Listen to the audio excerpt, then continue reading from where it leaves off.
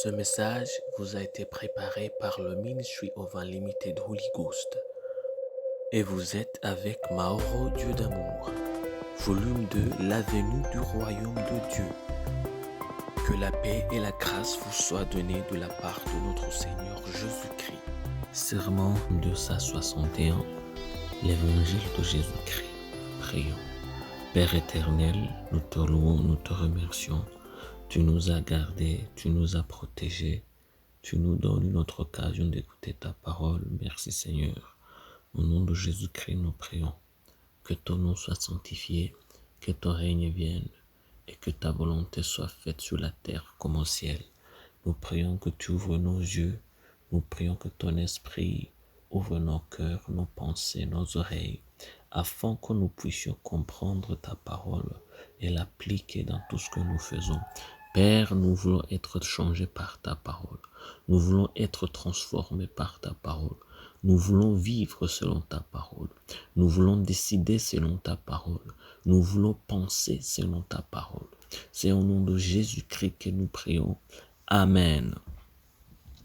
Aujourd'hui, on va lire en Luc chapitre 16, versets 10 à 12. La Bible nous dit, « Celui qui est fidèle dans les moindres choses, il est aussi dans les grandes. Et celui qui est injuste dans les moindres choses, il est aussi dans les grandes. Si donc vous n'avez pas été fidèle dans les richesses injustes, qui vous confiera les véritables? Et si vous n'avez pas été fidèle dans ce qui est à autrui, qui vous donnera ce qui est à vous? » Ça, c'est en Luc chapitre 16, versets 10 à 12. Soyez fidèles. La fidélité est la clé de la promotion. C'est ce que Jésus a dit dans le passage ci-dessus. Avec le peu que vous avez, c'est la façon dont vous l'utilisez qui construit la confiance. Voyez ceci, la fidélité est ce qui construit la confiance que les gens ont en vous. Si la confiance devait être une maison que tu allais construire, la fidélité serait le plan de la maison et les actions que tu fais seraient des briques de construction. La fidélité est une valeur, soit vous l'avez ou vous ne l'avez pas. La confiance, en revanche, se construit au fil du temps avec des actions de fidélité. Plus vous faites des actions de fidélité, plus on vous fait confiance. C'est ce que Jésus enseignait à ses disciples. La fidélité ne peut être entachée que par son propriétaire, mais la confiance d'un autre côté peut être détruite par quiconque qui est prêt à diffuser de fausses informations à votre sujet. À ce moment-là, votre confiance peut être ébranlée, voire détruite, mais votre fidélité restera la même. La confiance est influencée par ce que les autres disent de vous, mais votre fidélité n'a rien à voir avec ce que les gens vous disent ou vous font. Je veux dire que si un homme abuse d'une vie limitée sur la terre et fait toute chose de mal à lui-même et aux autres, que pensez-vous qu'il fera d'une vie éternelle? Ne viendra-t-il pas en tourment pour l'éternité ou en diable? Vous voyez que même Dieu apprécie la fidélité et qu'à partir de là, il promeut les gens vers un but plus élevé. En Matthieu chapitre 25, verset 23, la Bible nous dit, son maître lui dit, « C'est bien, bon et fidèle serviteur. Tu as été fidèle en peu de choses, je te confierai beaucoup. Entre dans la joie de ton maître. » Ça, c'est en Matthieu chapitre 25, verset 23. Soyez donc fidèles dans tout ce que vous avez. Peut-être que le peu que Dieu vous a donné et votre vie est quelques centimes. Peut-être qu'il vous a confié une église. Peut-être que c'est une entreprise. Tout ce que Dieu veut que vous fassiez, c'est de ne pas prendre des grandes décisions seulement, mais principalement d'être fidèle. Ne vous battez pas pour qu'on vous fasse confiance. Soyez juste fidèle. C'est tout ce que vous pouvez contrôler.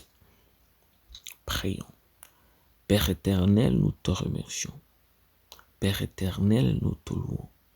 Père éternel, nous te glorifions. Père éternel, nous sanctifions ton nom ce matin. Tu nous as gardés, tu viens de nous enseigner ta parole. Merci Seigneur. Au nom de Jésus-Christ, Père, nous te prions de nous accorder la fidélité dans tout ce que nous faisons, malgré ce que l'on peut dire de nous. Nous voulons être fidèles, Père. Nous voulons être fidèles dans nos boulots. Nous voulons être fidèles dans nos business. Nous voulons être fidèles dans nos écoles où nous étudions. Nous voulons être fidèles, Père, dans tout ce que nous faisons. Que ton nom revienne, que ton règne vienne, que ton nom soit sanctifié et que ta volonté soit faite sur la terre comme au ciel. C'est au nom de Jésus-Christ que nous prions. Amen. La promesse d'aujourd'hui, on va la trouver en Romains chapitre 2, versets 6 à 7. La Bible nous dit « Qui rendra à chacun selon ses œuvres, réservant la vie éternelle à ceux qui, par la persévérance à bien faire, cherchent l'honneur, la gloire et l'immortalité. » Ça, c'est un Romains chapitre 2, versets 6 à 7. Que Dieu vous bénisse d'être avec nous, qu'il vous bénisse d'écouter sa parole. Je prie pour vous, qu'il vous remplisse de son Esprit Saint et de sa parole, de l'amour, de l'humilité et de la fidélité. Au nom de Jésus-Christ, je prie pour vous, qu'il vous donne la force de toujours appliquer sa parole et de marcher selon ses préceptes. Je prie pour vous, que dans tout ce que vous faites, la main de Dieu reste avec vous, que le règne de Dieu vient à vous, que le royaume de Dieu vient à vous. Je prie pour vous au nom de Jésus-Christ, que la volonté de Dieu, seule la volonté de Dieu, soit avec vous. C'est au nom de Jésus-Christ que nous prions. Amen. Soyez un partenaire de Dieu. Suivez et recommandez notre page Facebook et notre chaîne YouTube. Partagez la dévotion avec vos proches. Lisez et écoutez tous les jours et vous verrez vraiment Dieu dans votre vie. Que Dieu vous bénisse. Vous pouvez trouver les links dans la description du vidéo en dessous. Cet message vous a été préparé par le Ministry of Unlimited Holy Ghost et vous a été présenté par Mahoro Dieu d'amour. Que la paix et la grâce vous soient données de la part de notre Seigneur Jésus-Christ. Amen.